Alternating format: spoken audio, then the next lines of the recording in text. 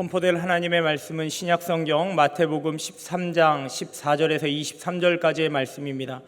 마태복음 13장 14절에서 23절까지의 말씀 다 찾으신 줄 알고 제가 봉독해 올리도록 하겠습니다.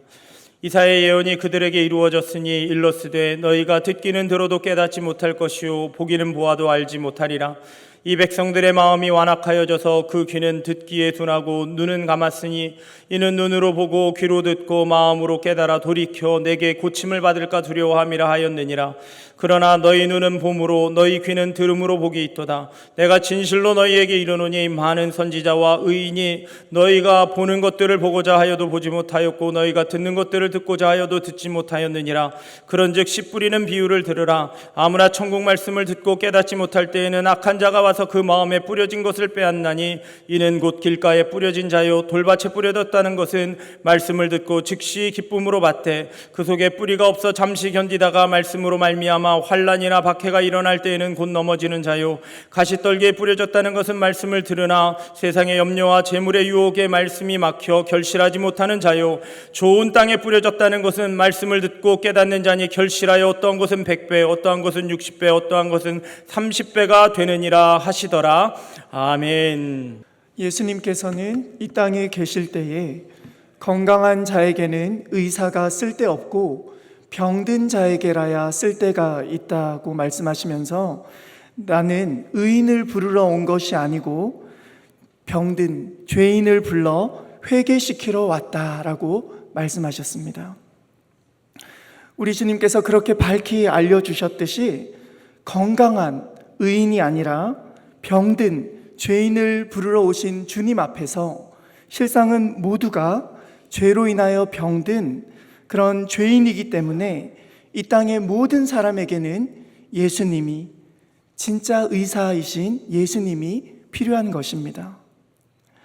그러나 세상을 살아가는 우리의 현실을 본다면 당장 눈에 보이지 않는 이 땅 이후에 영원한 삶을 준비하기보다는 이 땅에서의 잠깐의 건강함에 오로지 몰두하며 살아가기가 쉬운 우리들이라는 말씀입니다. 그럴듯한 생기 있는 외모와 그럴듯한 안정적인 삶과 어디를 내놓아도 자랑할 만한 그럴듯한 자녀라면 우리는 스스로를 건강하다고 그렇게 생각하며 구원자로 이 땅에 오신 우리 주님을 찾기보다는 그런 우리 주님은 천지신명 정도로 삼고 있지는 않는지 이 시간 반드시 확인하시기를 부탁드립니다. 하나님께 제사의 예배를 꼬박꼬박 잘 드렸던 선지자 이사야 시대의 유다 백성들의 모습을 하나님께서는 이사야의 눈을 뜨게 하사 그들의 현실에 대해서 말씀하시기를 원하셨습니다. 하나님께서 보게 하신 유다 백성의 모습은 이러하였다고 기록되어 있습니다. 이사야서 1장 5절과 6절의 말씀을 제가 읽어드리도록 하겠습니다. 온 머리는 병들었고 온 마음은 피곤하였으며 발바닥에서 머리까지 성한 곳이 없이 상한 것과 터진 것과 새로 맞은 흔적뿐이거늘 그것을 짜며 싸매며 기름으로 부드럽게 함을 받지 못하였도다. 아멘. 그들이 보기에는 그들의 현실이 서로의 눈에 보기에 그럴듯하게 보였지만 이사야의 눈을 열어 그들의 실상을 하나님께서 보게 하셨을 때에 그들의 비참함은 성한 곳이 하나도 없는 병자의 모습이었다는 말씀입니다. 그들은 자기의 마음에 드는 우상을 선택해서 섬기면서도 하나님께는 그저 절기를 지켜서 명하신 제사를 드리기만 하면 되는 거지 그러한 안일한 마음으로 온전치 못한 희생의 예물을 드렸습니다.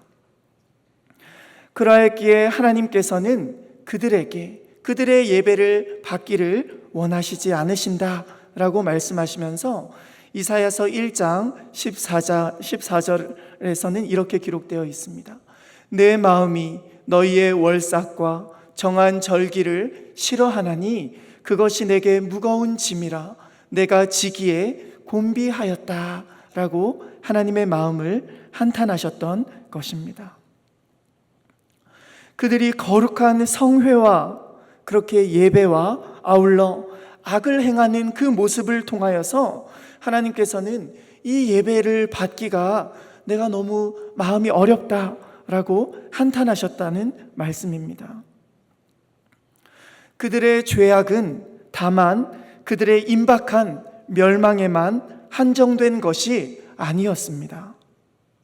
그 무지했던 백성들로 인해 이사야는 그들이 거주하고 있는 약속의 땅까지도 동일하게 저주를 받게 되었음을 말씀하였습니다. 이사야서 1장 7절과 8절 말씀을 제가 읽어드리겠습니다. 너희의 땅은 황폐하였고 너희의 성읍들은 불에 탔고 너희의 토지는 너희 목전에서 이방인에게 삼켜졌으며 이방인에게 파괴됨 같이 황폐하였고 딸 시온은 포도원의 망대같이 자매밭의 원두막같이 에워싸인 성읍같이 겨우 남아있도다 라고 말씀하시면서 선민이라고 자부하던 그들의 참혹한 현실을 그렇게 알려주셨다는 말씀입니다. 그러하기에 오늘 본문 말씀은 죄악으로 관영한 오늘의 이 땅을 살아가는 우리들에게 너무나도 중요한 말씀입니다. 왜냐하면 어떠한 자에게 소망이 있느냐라고 해결책을 알려주시고 있냐 하면 회개하는 자, 곧 자신이 병든 자임을 볼 수 있는 자만이 치료자 되신 우리 예수님께로부터 고침을 받을 수 있는 자라고 그렇게 밝히 알려주고 있기 때문입니다. 그러한 의미에서 함께 읽으신 오늘 본문은 구원이 제외된 자가 누구인지를 설명하고 있습니다. 그 자들이 어떠한 자인지를 제가 먼저 오늘 본문 바로 앞구절인 13절을 제가 읽어드리도록 하겠습니다. 그러므로 내가 그들에게 비유로 말하는 것은 그들이 보아도 보지 못하며 들어도 듣지 못하며 깨닫지 못함이니라 라고 그들의 현실에 대해서 알려주셨다는 말씀입니다. 이사야서에서 기록된 우리는 건강해 라고 생각하지만 너희가 너희의 상함과 너희가 어느 곳도 성함이 없는 것을 보지 못하고 있어 라고 말씀하셨던 것처럼 내가 비유로 말하는 것을 그들은 깨닫지 못해. 보아도 보지 못하고 들어도 듣지 못하며 깨닫지 못하고 있어 라고 그들의 현실을 알려주셨던 것입니다. 그런데 이 일이 우연히 일어난 일이 아님을 오늘 함께 읽으신 본문 말씀의 시작은 말씀하고 있습니다. 14절과 15절 말씀을 제가 읽어드리겠습니다. 이사야의 예언이 그들에게 이루어졌으니 일렀으되 너희가 듣기는 들어도 깨닫지 못할 것이요 보기는 보아도 알지 못하리라. 이 백성들의 마음이 완악해져서 그 귀는 듣기에 둔하고 눈은 감았으니 이는 눈으로 보고 귀로 듣고 마음으로 깨달아 돌이켜 내게 고침을 받을까 내가 두려워함이니라 라고 말씀하셨던 것입니다. 그렇습니다. 병이 들었음에도 반드시 고침을 받아야 함에도 나는 괜찮아 라고 그렇게 완악한 마음으로 회개하기를 거부하는 자는 말씀을 들어도 깨닫지 못하며 죄악이 관영함으로 인하여서 그들의 죄로 말미암아 멸망을 향해 달려가는 이 땅을 보아도 깨닫지 못한다, 알지 못한다, 멸망이 임박하였음에도 불구하고 알지 못한다 라고 말씀하셨던 것입니다. 이렇게 예수님께서는 이 땅에 오셔서 이사야의 때로부터 수세기가 지났음에도 불구하고 여전히 동일하게 하나님을 너무나도 모르고 있는 그들을 향해 이렇게 책망하셨습니다. 마태복음 23장 27절의 말씀입니다. 화 있을진저 외식하는 서기관들과 바리새인들이여, 회칠한 무덤 같으니 겉으로는 아름답게 보이나 그 안에는 죽은 사람의 뼈와 모든 더러운 것이 가득하도다. 포로에서 돌아왔고 성전을 세웠으며 율법을 지킨다고 자부하였으나 이렇게 다시금 그럴듯한 자기의 바벨탑을 쌓고 그렇게 그 바벨탑 안에서 스스로 만족하고 있는 그들에게 그들을 향해서 멸망하였던 그들의 조상들과 한치의 다름도 없이 임박한 심판이 있는데도 불구하고 여전히 바라보지 못하고 있던 그들을 향해 우리 주님께서는 마태복음 23장 32절을 통하여서 이렇게 말씀하십니다. 너희가 선지자들을 죽인 너희 조상의 분량을 채워라 라고, 너희 조상들과 한치의 다름이 없다 라고 말씀하셨던 것입니다. 이것이 우리가 함께 보신 오늘 본문 말씀의 배경입니다. 그렇게 그들의 눈은 가리워져 있었습니다. 하지만 그러할 때에도 어떤 사람에게는 천국의 비밀을 아는 것이 약속되었다고 성경은 기록하고 있습니까? 바로 그 사람들은 바로 심령이 가난한 자들입니다. 애통하는 자입니다. 결국 나에게서는 도무지 되지 않아 라는, 내게서 소망이 없다는 것을 발견하였던 사람들, 내 힘으로 살아보려고 하였는데 안 되었던 사람들, 그리하여 결국 하나님 없이는 살 수 없는 막다른 인생들이 오히려 소망이 있다라고 말씀하셨던 것입니다.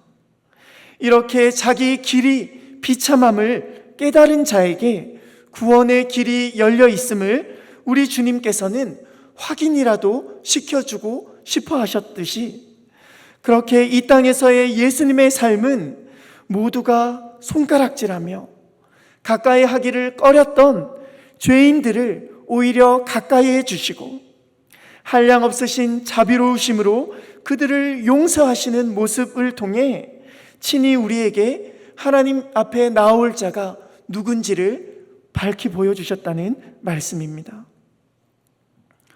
그렇다면 현재 우리의 모습은 어떠합니까? 여전히 동일한 죄를 반복하여 짓고 있음에도 불구하고 그 죄의 비참함을 깨달음으로 말미암아 예수님에게 소망을 두는 모습입니까? 아니면 뻔뻔하게 나는 이미 예수라는 구원자를 알게 되었고 그분을 믿게 되었기 때문에 이제 구원을 받았으니 나에게 있어 죄의 문제는 더 이상 나를 침범할 수 없다라고 그렇게 생각하고 계십니까? 그렇게 생각하였던 사람들이 있습니다. 그 사람들은 누구냐 하면은 그 시대에 예수님께 책망받았던 바리새인이었다는 말씀입니다.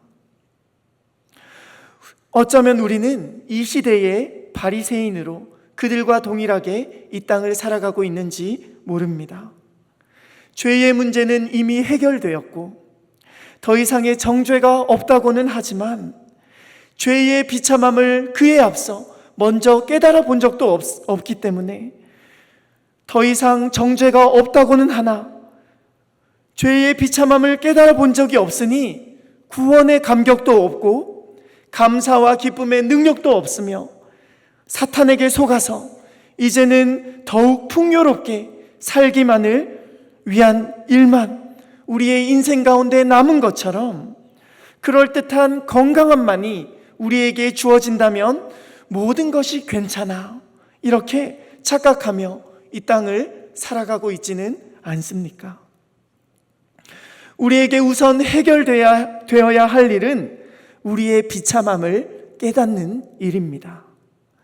그렇다면 이렇게 천국의 비밀을 아는 것이 비록 사람들의 눈에는 가려져 있으나 우리가 평가하기에는 한낱 병든 초라한 자에 불과하였지만, 그렇게 성경을 통하여서 우리 주님께서는 만나주셨던 천국이 예비되었던 자, 하나님의 눈에 그렇게 자녀 삼으시기에 합당하였던 자, 선별된 자를 위한 오늘의 본문의 비유는 무엇입니까? 그 본문을 함께 살펴보기를 원합니다. 마태복음 13장 18절부터 19절의 말씀을 보시면은 그런즉 씨 뿌리는 비유를 들으라 라고 시작합니다. 아무나 천국 말씀을 듣고 깨닫지 못할 때는 악한 자가 와서 그 마음에 뿌려진 것을 빼앗나니 이는 곧 길가에 뿌려진 자다 라고 그 비유를 시작하고 있습니다. 어떠한 특징을 가진 자라고요? 길가에 뿌려진 자, 뿌려진 씨앗이라는 말씀입니다. 이 기쁨의 소식, 오히려 가난한 자에게, 병든 자에게, 소망이 없는 자에게 열려있는 천국 복음의 소식은 가난한 자라고 해서 다 들을 수 있는 것도 아니요, 병들었다고 해서 또한 다 주어지는 것도 아니라 결국 어떠한 자에게 주어지는 말씀이다 라고 설명하고 있냐 하면 결국 가난한 마음으로 구원해 주실 분을 기다리는 자에게 열려있는 것입니다. 그러한 자의 마음은 말씀을 받을 가난한 마음이 준비되어 있는 상태라는 것입니다. 아니요, 목사님, 길가에 뿌려져 있다는 말씀이랑 가난한 마음이 있어야 한다는 말씀이랑 어떻게 연결이 됩니까?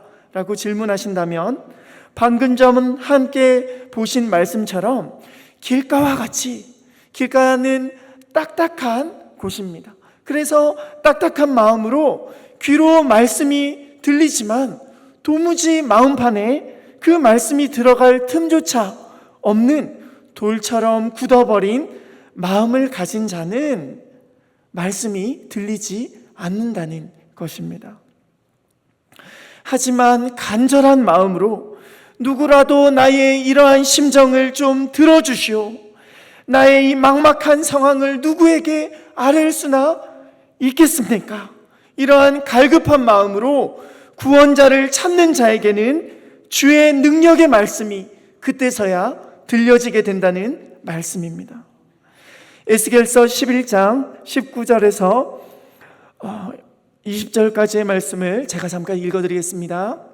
내가 그들에게 한 마음을 주고 그 속에 내 새 영을 주며 그 몸에서 돌 같은 마음을 제거하고 살처럼 부드러운 마음을 주어 내 율례를 따르며 내 규례를 지켜 행하게 하리니 그들은 내 백성이 되고 나는 그들의 하나님이 되리라 라고 약속하여 주셨다는 말씀입니다.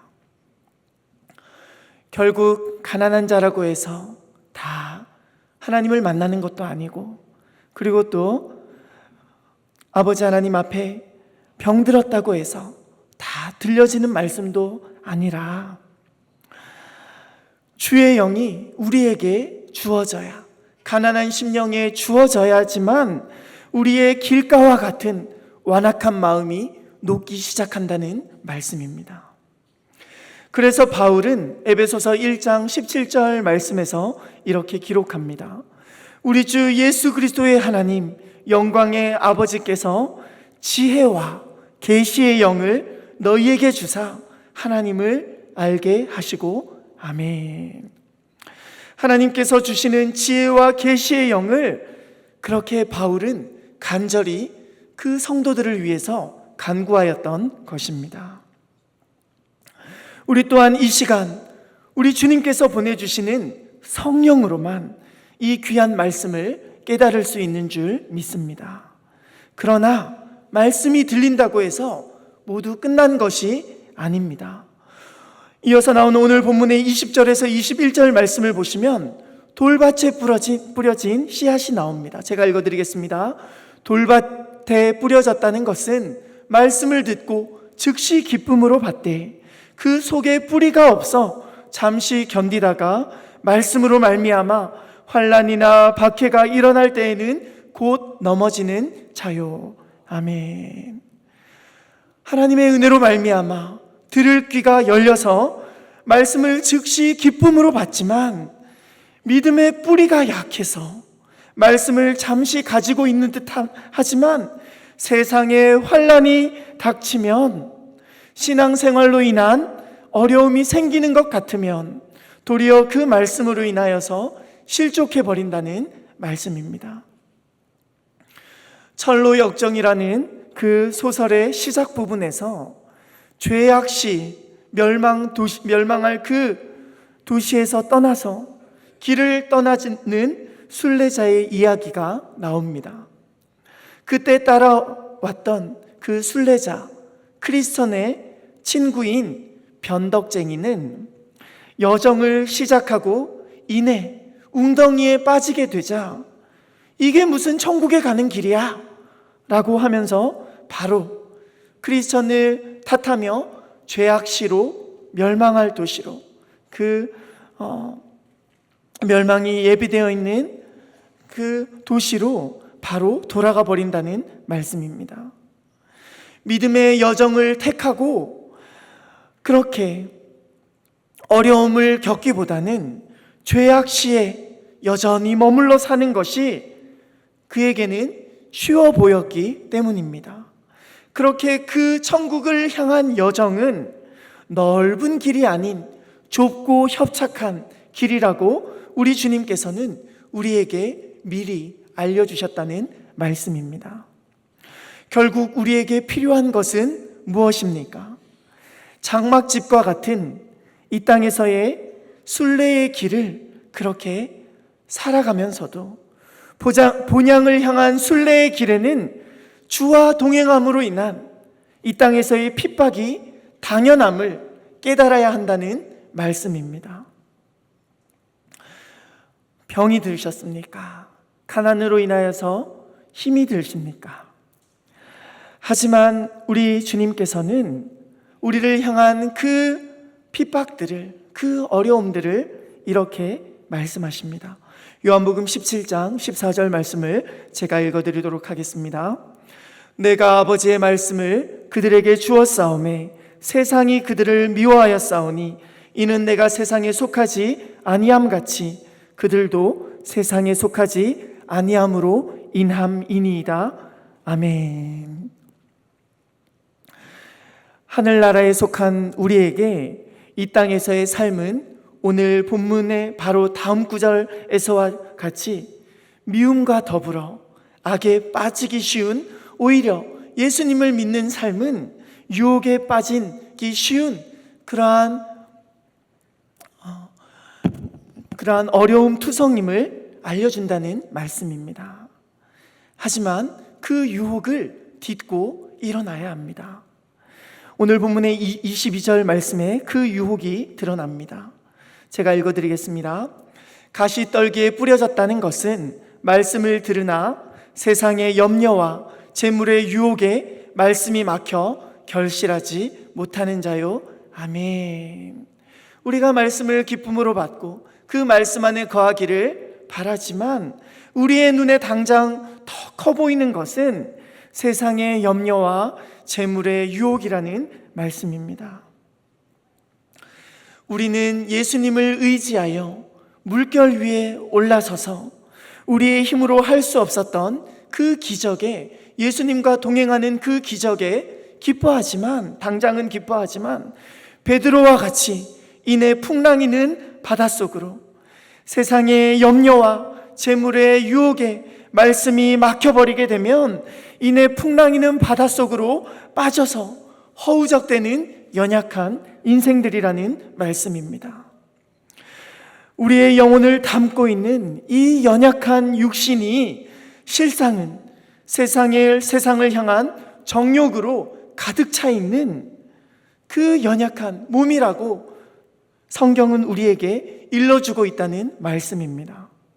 그렇다면 늘 세상의 염려와 재물의 유혹이라는 가시떨기에 막혀버린 우리의 인생들을 어떻게 우리 주님께서는 열매가 맺히는 좋은 땅으로 변화시켜 주실까요? 그것은 바로 행함이 있는 믿음으로 주님과 동행하는 삶 외에는 그 방법이, 해결책이 없다는 말씀입니다. 그것을 우리 주님께서는 반석 위에 세운 집이라고 말씀해 주십니다.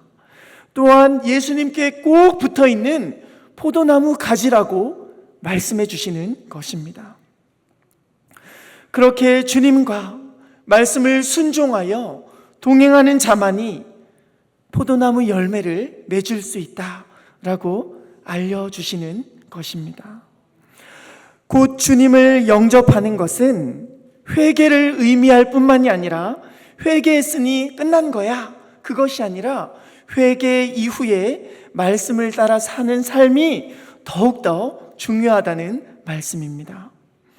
그런데 그 모습은 이 땅에서 어떠한 형태를 띠고 있다고 성경은 우리에게 말씀하여 주실까요? 그것은 아이러니하게도 고난의 형태입니다. 어떠한 형태라고요? 고난의 형태라는 말씀입니다. 이 땅에서의 삶이 마치 본향인 마냥 그렇게 착각하고 이 땅에서 천년만년 머무르기를 원하는 우리에게 이 땅의 삶이 본향이 아님을 알려주는 그 고난, 우리 또한 주님처럼 자기를 비워 종의 모습으로 섬겨야 하는 그 고난이라는 길을 알려주실 때에 그제서야 우리의 눈에 커 보였던 그 가시가 아닌 주님만을 따르고 섬기기를 원하게 된다는 것입니다. 요한복음 12장 24절에서부터 26절까지 제가 읽어드리겠습니다.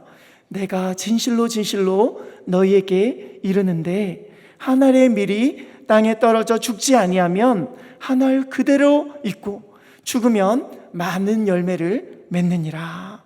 자기의 생명을 사랑하는 자는 잃어버릴 것이요 이 세상에서 자기의 생명을 미워하는 자는 영생하도록 보전하리라. 사람이 나를 섬기려면 나를 따르라. 나 있는 곳에 나를 섬기는 자도 거기 있으리니 사람이 나를 섬기면 내 아버지께서 그를 귀히 여기시리라. 그렇게 말씀하셨다는 말씀입니다. 결국 우리의 눈에 커 보이는 그 세상의 염려와 재물을 딛고 한 발자국 더 나아갈 수 있는 힘은 예수님처럼 고난의 삶, 예수님처럼 고난당하면서 섬기는 삶, 그러함으로 인하여서 이웃을 얻어내는 삶이라고 그렇게 우리에게 명령하신다는 말씀입니다.